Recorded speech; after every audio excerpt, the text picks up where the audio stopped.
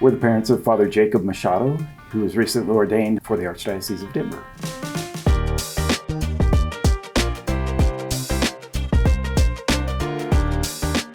Well, it's pretty amazing waiting 7 years for a son to discern and go through and finally be ordained was pretty awesome. It was overwhelming at the cathedral, actually. Knowing him for his whole life and having seen him through everything that got him to that point was pretty emotional, but beautiful. He was quite the rambunctious kid, very athletic. He was always involved, running around, climbing walls, things like that. He did at one point joke about he was going to be not just a priest, but he was going to be the first Major League Baseball playing pope. He was probably 10, 11, 12 at that point.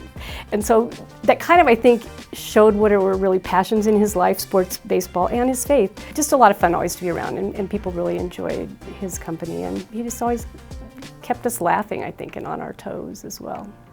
Jacob went to Franciscan University and he played baseball there for 2 years until they actually disbanded the baseball team.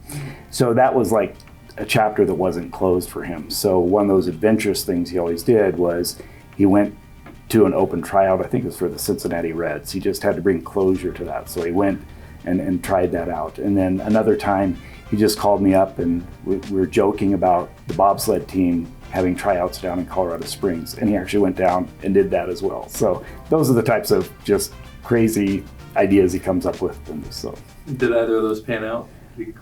He's a priest today. We're still just getting used to it. Just a few weeks. It's been great to go to some private masses, some public masses he celebrated, just to see him very natural and not see him as our son. Like I am seeing him as a priest, and I think he gives really good homilies. And so it's been really fun, and we've been able to share him with some other people.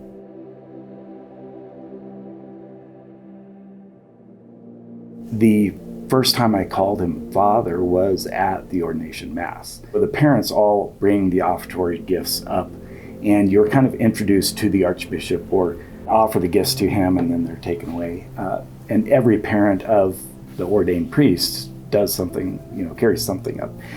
And we went up, and of course, the archbishop knows us a little bit, not super well, but he knows who we are, he knows our names. And so it was more familiar being there with him. But also in my mind there's a deeper level of offertory that while we're bringing the gifts up, we're also at the same time giving him our son.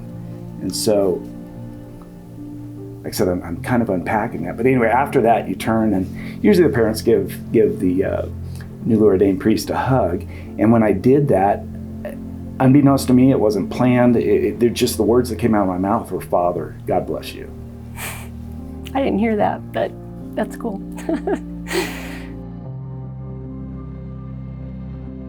I was just filled with so much gratitude that, like, God would reach into I can't even explain it, but that we were really participating in salvation history in a way, which was really profound to me, that God would reach in, pluck one of our sons out, and call him to the priesthood.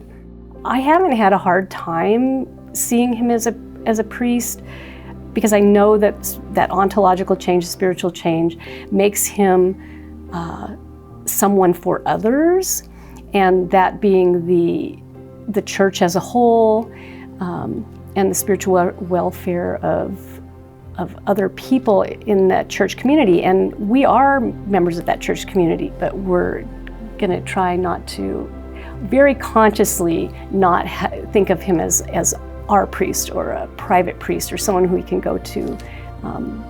I guess if there was a message I was there to give to other parents or parents that think their children might have a vocation, is that saying of, I don't recall who said it, John the Baptist, but I must decrease so Christ can increase. I think it's the same for parents of a priest, that while we're still his parents, we need to decrease in that role so he can increase as a spiritual father for others. And that's really kind of beautiful, because we're part of that. So we're part of all those other people he meets.